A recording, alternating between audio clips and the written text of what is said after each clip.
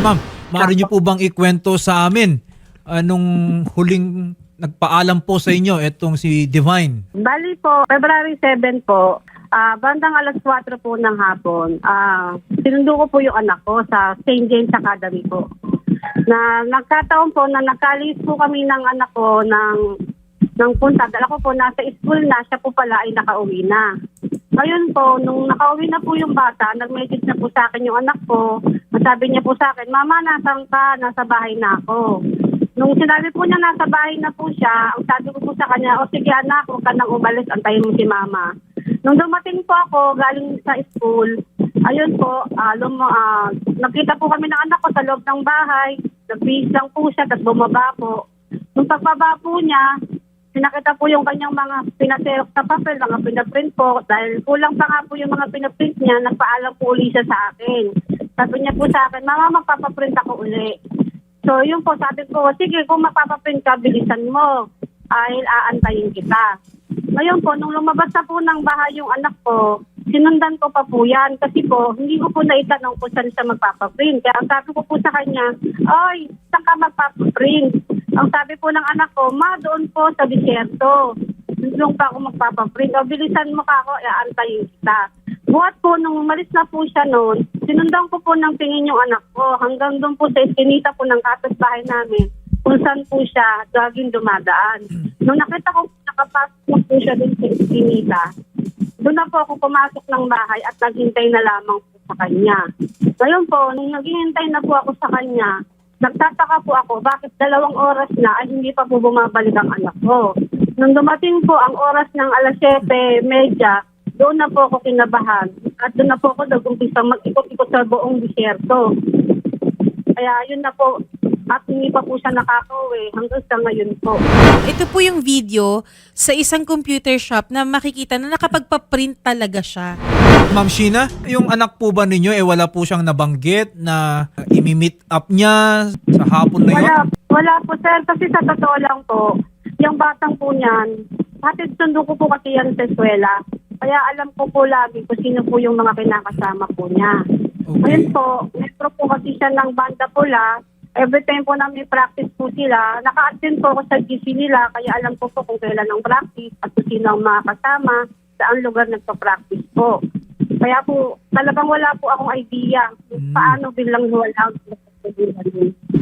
Kahapon po sir, maaga po ako sa barangay namin, sinubukan po namin i-review ang CCTV ng barangay. Ngunit hindi po siya nahagip ng mga CCTV ng barangay po namin. Kaya po, ginawa na lang po ng mga kapulisan po ng aming lugar sa Malabon. Papunta na lang po kami sa mga bahay-bahay po dito na meron pong CCTV para po makakuha po kami ng footage kahit papaano po. Opo. Isa na po dyan yung computer shop po sa loob. Nakapagpaprint naman po yung bata at nakauwi pa po siya that time. Yun lang po, yung pangalawang paprint po niya na bumalik siya, yun na po yung hindi na po siya nakabalik.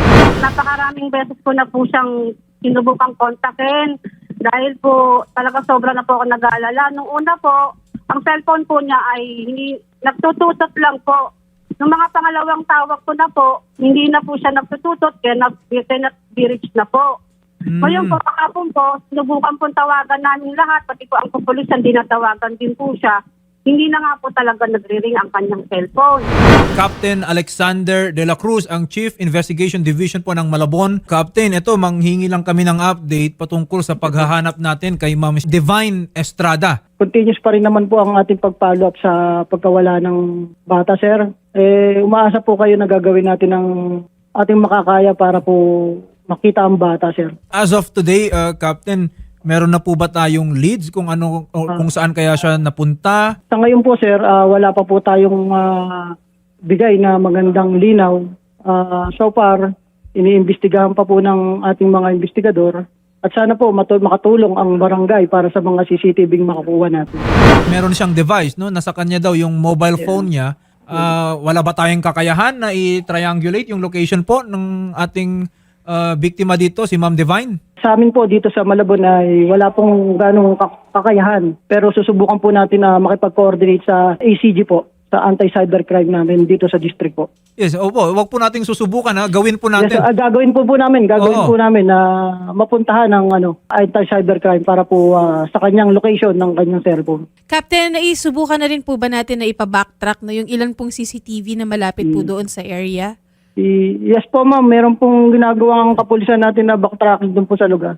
Kaso mga limitado lang po kasi yung mga CCTV doon sa lugar ma'am. Ma'am Sheena, may boyfriend po ba si Divine? Wala naman po, ma'am eh. Pero sa pagkakaalam ko, ma'am, kasi po ang anak ko po ay isang majorette, so marami po siyang tagahanga. Marami pong umaalikid sa anak ko na talagang tagahanga niya, na hindi naman po niya talaga pinapansin. Pero hindi ko lang po sigurado kung ano po ang mga ano nila dahil hindi ko naman po talaga alam. Okay. Well, Captain, no, with that information, siguro maigi rin na yung mga nandun sa may printing shop nung panahon po na huling nakita doon si Divine, makausap din po natin. At mula doon sa printing shop na yun, paglabas po niya, i-check natin yung mga CCTV, baka naman may mga tao dyan or grupo ng mga tao na sumunod sa kanya kung saan man siya papunta. Tignan po natin lahat po ng pamamaraan para ma-identify natin yung location po nitong si Ma'am Divine. Yes po sir, lahat po ng makakaya ng kapulisan natin sir, gagawin po natin, interviewin po natin hanggat maaari, dalhin po natin sa presinto yung mga taong maaaring nakakita po dun sa bata. Actually, sa lahat ng mga baka may impormasyon po dyan, no? Nakita naman po ninyo sa video si Ma'am Divine Estrada. Kung nakita po ninyo siya or nakita ninyo na may kasamang iba sa hapon po ng February 7, 2026, ipaabot na po natin lahat kay Captain Alexander de la Cruz. Makakatulong po tayo sa kanilang investigasyon. Nananawagan po ako sa mga nakakita po sa anak ko. Maaari po kayong tumawag po sa iniwan ko pong contact number dahil 2 araw at kalahati na po siyang nawawala. Sa anak ko po, Divine, anak, nakikita mo si Mama, sobra na akong nakaalala sa'yo. Umuwi ka na. Hindi na namin alam kung saan ka namin hahanapin. Ngayon po, nananawagan din po ako kung sino man po ang kumuha sa anak ko. Kung sino man po kayo, nagmamakaawa po ako sa inyo. Huwag niyo po sasaktan ang anak ko. Ibalik na lang po ninyo siya sa amin ng maayos. Alam ko po na naiintindihan niyo po ako dahil ang hirap po mawalan ng isang anak ng ganun-ganun lang po. Kaya sana po parang awa niyo na, balik niyo na po sa akin yung anak ko. Maraming salamat po.